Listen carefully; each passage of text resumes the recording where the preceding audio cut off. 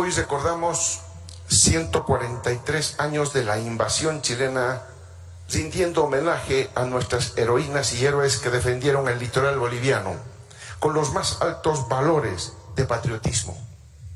Mantenemos viva la memoria de Eduardo Avaroa, Ladislao Cabrera, Genoveva Ríos, Juancito Pinto, entre otros, como grandes ejemplos de heroísmo, pues ofrendaron sus vidas en la defensa de nuestra amada patria.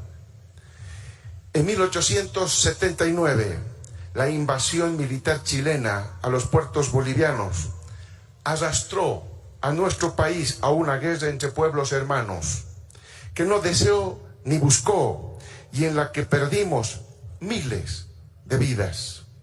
Fue una guerra ocasionada por el deseo de Inglaterra de tener el control sobre dos recursos fundamentales para la revolución agrícola de Europa: el salitre y el guano, elementos base para la fabricación de fertilizantes. Fue una guerra de agresión en la que las oligarquías chilenas estaban al servicio de intereses ingleses y se habían armado en la medida de sus intenciones de ocupación territorial, mientras que Bolivia y Perú fueron sorprendidos, desprovistos de medios bélicos, consumándose al final los planes expansionistas de estas élites. Pero también es necesario señalar que las clases dominantes bolivianas fueron cómplices indirectas de la pérdida de nuestra cualidad marítima, pues no tuvieron la capacidad de construir un Estado que resguardara nuestro territorio, nuestra soberanía y nuestros recursos naturales.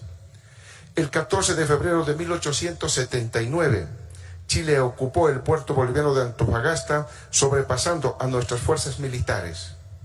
El 21 de marzo de 1879, atacó Calama, y el 23 de marzo mataron a Eduardo Avaroa defendiendo el puente Topater que cruza el río Loa, sin rendirse pese a la total superioridad del enemigo en uno de los actos más heroicos de esa injusta guerra. Por otro lado, la oligarquía minera boliviana, encabezada por Aniceto Arce en complicidad con Narciso Campero, habían confabulado para llevar al fracaso a Dasa para defender los intereses mineros ligados al capital chileno. Un golpe de Estado selló la suerte de Dasa y una vez depuesto, Narciso Campero tomó el mando como presidente provisional. Esta injusta guerra del siglo XIX debe ser hoy un llamado a la atención de las bolivianas y los bolivianos sobre la importancia de la defensa de nuestra soberanía y nuestros recursos naturales. El litio, recurso estratégico de orden mundial, como en 1879 era el salete y el guano, fue uno de los factores por los que las transnacionales de la energía expresaron un total descaro su apoyo a la ruptura del orden constitucional en noviembre de 2019, después de 37 años de vida democrática. Esta nueva afectación a la soberanía nacional, así como la guerra de 1879, deben convertirse en una lección aprendida para no volver a cometer esos errores. Los intereses del pueblo siempre deben anteponerse a los intereses individuales y de grupos oligárquicos. Trabajando junto al pueblo, a meses de haber asumido el gobierno nacional, el pasado marzo de 2021 nos trazamos una hoja de ruta sobre la cual hemos estado avanzando. En el marco de la Declaración de la Paz entre el Estado Plurinacional de Bolivia y la hermana República del Perú, del 30 de octubre de 2021, se conformó el equipo binacional permanente de desarrollo del puerto de Hilo. Se realizaron a la fecha 2 reuniones técnicas abordando los temas relacionados a la operatividad, inversiones y ampliación de espacios para contenedores. Asimismo, se han dado pasos importantes en el proyecto de modernización de Puerto de Hilo para ampliar el muelle, las áreas de respaldo del terminal de granos y silos, el área de almacenaje y la adquisición de equipos. Por otro lado, también hemos avanzado en proyectos estratégicos como el de la hidrovía Ichilo-Mamoré para nuestra salida del Atlántico en función a 2 etapas. Primera fase, que está en ejecución, limpieza, construcción de áreas complementarias protección de puertos y supervisión de obras. Segunda fase del proyecto consiste en un estudio a diseño final con miras a garantizar la navegación durante las 24 horas. Seguiremos promoviendo proyectos orientados a consolidar vías alternativas para nuestro comercio exterior. La Guerra del Pacífico cercenó más de 120.000 kilómetros cuadrados de territorio, con abundantes recursos naturales, además de 400 kilómetros de costa en el Océano Pacífico, privando a Bolivia de su acceso al mar y privando a los pueblos de su relación ancestral con los mares. El injusto enclaustramiento ha dificultado la inserción de nuestro país al flujo del comercio internacional, sometiéndola a un alto costo de transporte para llegar a mercados de ultramar. Solo por mencionar algunos efectos de no tener una salida soberana al mar. Nuestra producción paga un 30% más de lo que paga en promedio cualquier otro país de la región. Buena parte de nuestro comercio depende de normas que imponen los países costeros, por lo que debemos enfrentar retrasos y burocracia en el tránsito. Sufrimos las consecuencias de la conflictividad social que se generan en otros países al ver interrumpido nuestro tránsito por paros y huelgas en territorio extranjero. Pagamos costos de manejo de carga y de operadores portuarios que aprovechan sus concesiones para imponernos tarifas. Se calcula que Bolivia pierde la posibilidad de crecer el 1% de Producto Interno Bruto de manera anual debido al enclaustramiento. El litoral boliviano ha sido una inmensurable fuente de recursos que ha servido para potenciar la economía chilena. En cambio, a Bolivia, esta situación le ha generado daños económicos que sufren a diario en su comercio internacional. Pero las consecuencias de este enclaustramiento no solo son económicas, sino también políticas, sociales y culturales. La pérdida de nuestra cualidad marítima y la existencia de clases dominantes de pensamiento y comportamiento extranjerizante y colonial reforzaron nuestra posición de país capitalista dependiente.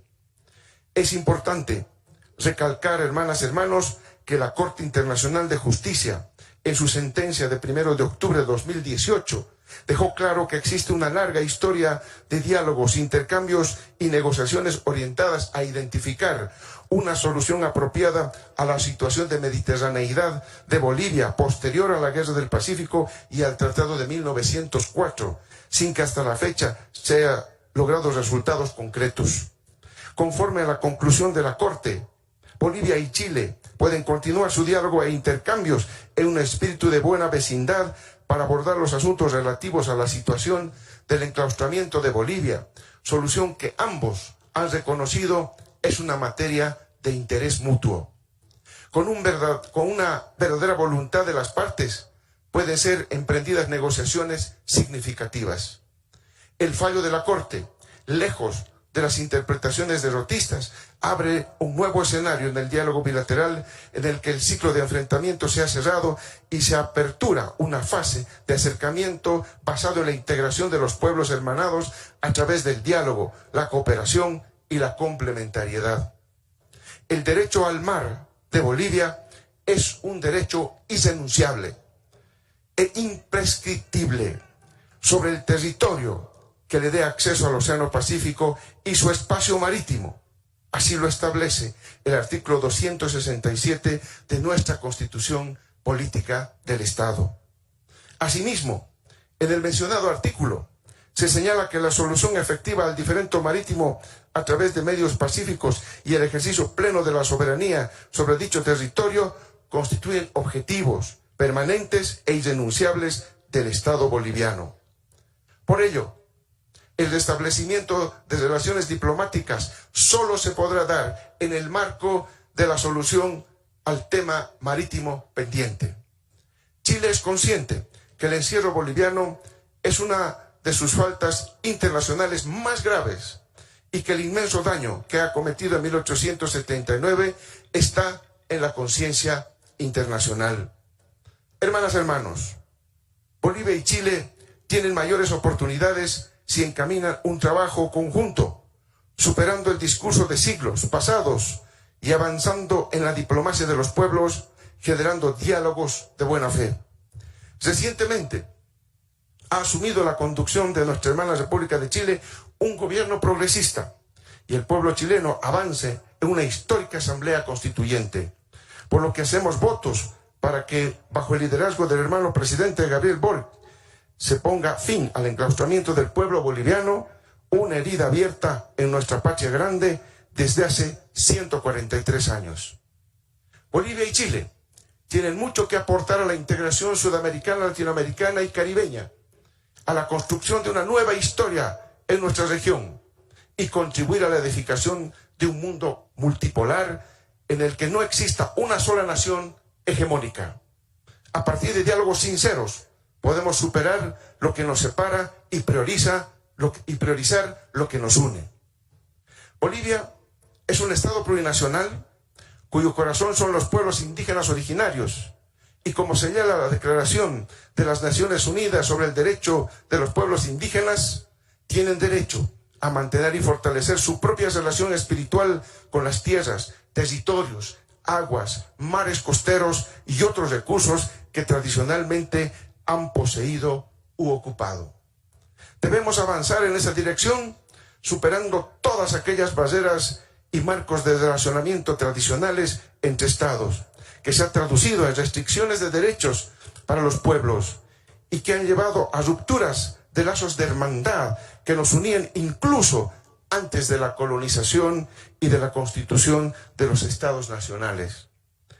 En este sentido, hacemos un llamado al gobierno de la hermana República de Chile a hacer suyas las palabras de Salvador Allende y que se mantienen vivas en el corazón de muchas hermanas y hermanos chilenos.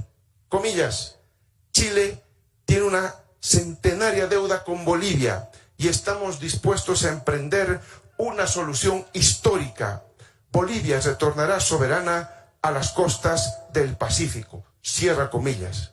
A días de haber asumido la importante conducción de Chile, estas declaraciones fueron transmitidas por el expresidente Allende al historiador y periodista boliviano Néstor Taboada el 12 de noviembre de 1970.